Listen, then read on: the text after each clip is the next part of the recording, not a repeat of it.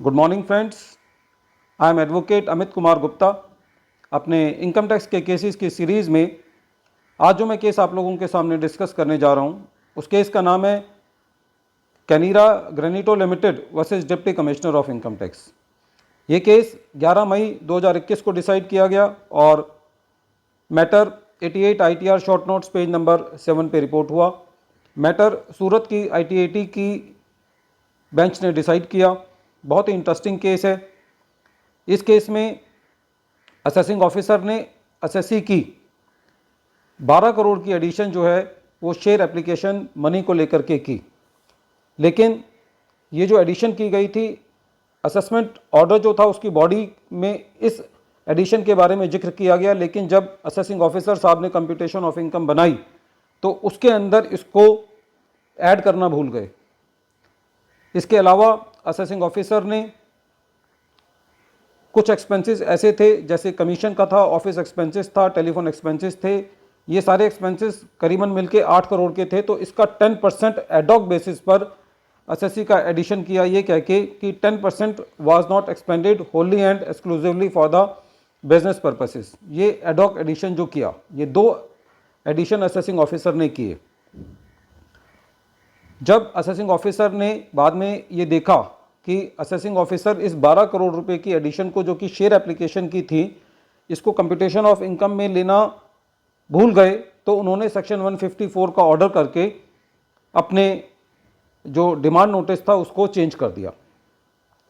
Assessee CIT appeal के पास गया, जो असेसमेंट ऑर्डर था उसके अगेंस्ट CIT अपील ने ये कहा कि क्योंकि असेसिंग ऑफिसर ने सेक्शन 154 का ऑर्डर भी पास किया है, तो जहां तक कि 12 करोड़ की एडिशन का सवाल था तो असेसी को सेक्शन 154 के ऑर्डर के अगेंस्ट भी अपील करनी चाहिए थी और CIT अपील ने जो 12 करोड़ रुपए की एडिशन थी उसके ऊपर एडजुडिकेट करने से मना कर दिया।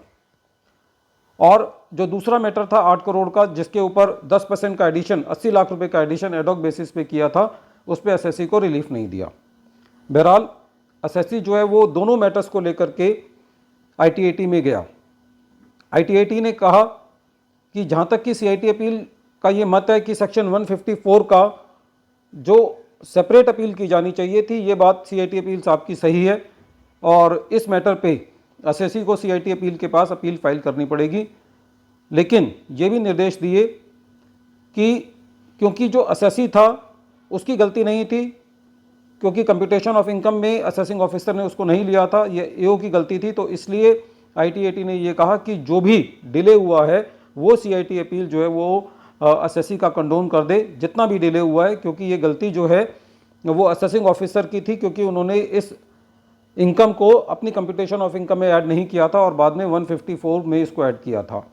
तो ये दिशा निर्देश दिए कि CIT अपील को कि CIT अपील जहां तक कि इस 154 के ऑर्डर के अगेंस्ट अपील करने की बात है उसको सारा का सारा जो है वो कंडोन कर दे। जो दूसरा मैटर था जिसके ऊपर असेसिंग ऑफिसर ने असेसी की 10% एडिशन की थी एडॉक बेसिस पर, इसके ऊपर सूरत ITAT ने बहुत ही इंटरेस्टिंग और बहुत ही अच्छा डिसीजन दिया और ये कहा कि असेसिंग ऑफिसर ने ये नहीं बताया है कि असेसी ने कौन से खर्चे बिजनेस के लिए नहीं किए हैं। असेसिंग ऑफिसर की ये जिम्मेदारी थी कि ये बताना कि कौन से पर्टिकुलर एक्सपेंसेस जिनके असेसी ने अपने वाउचर्स वगैरह प्रोड्यूस नहीं किए हैं, खाली उन्हीं एक्सपेंसेस को ऐड किया जाना चाहिए था। एडॉक बेसिस पर एडिशन जो है वो नहीं की जानी चाहिए थी।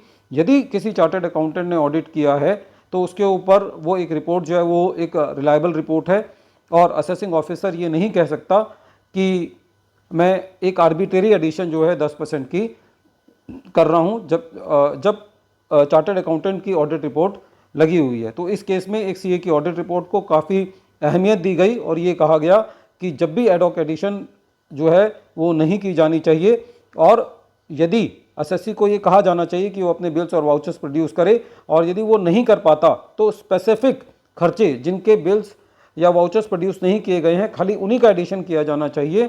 सारे के सारे खर्चों का एडॉक बेसिस पर एडिशन जो है वो नहीं किया जाना चाहिए। फ्रेंड्स, बहुत इंपॉर्टेंट केस है। इस केस में 2 चीज़ें निकल के आती हैं कि सपोज करो असेसिंग ऑफिसर कोई अपने असेसमेंट ऑर्डर के बाद 154 का ऑर्डर पास करता है तो हमको उस 143(3) के ऑर्डर के अगेंस्ट भी या 148 के ऑर्डर के अगेंस्ट भी, या वो 153(a) का भी हो सकता है, सी का भी हो सकता है, और उसके बाद असेसिंग ऑफिसर 154 का ऑर्डर कोई करता है तो हमें उसके अगेंस्ट भी जो है वो अपील में जाना है।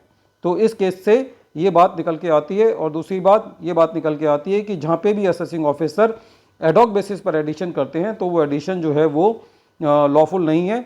असेसिंग ऑफिसर को पर्टिकुलर वो खर्चे जो है वो ऐड करने चाहिए जिनका असेसी जो है वो अपना प्रूफ नहीं दे पाता। आइटम वाइज असेसिंग ऑफिसर को डिसअलाउ करना होता है, क्योंकि हम अपने रूटीन मैटर्स में देखते हैं कि असेसिंग ऑफिसर एक ट्रेंड बना होता है कि 10% ऐड कर दो, 15% ऐड कर दो। तो these type of disallowances should not be accepted by the assessees, and against these disallowances also we should file the appeal, so that they cannot become the precedent that in every year the assessing officer is going to add these expenses. Friends, I think that this case is very important. Once again I am repeating the name of the case. The name of the case is Caneria Granito Limited versus Deputy Commissioner of Income Tax, and this case has been decided on 11th May 2021, and this case has been reported in 88 ITR short notes page number 7, and this matter has been decided by Surat ITAT by video conferencing. Friends, I request you, if you like my videos, then please subscribe my channel and press the bell icon so that you may get the future notifications of my videos. Thank you friends. Thank you.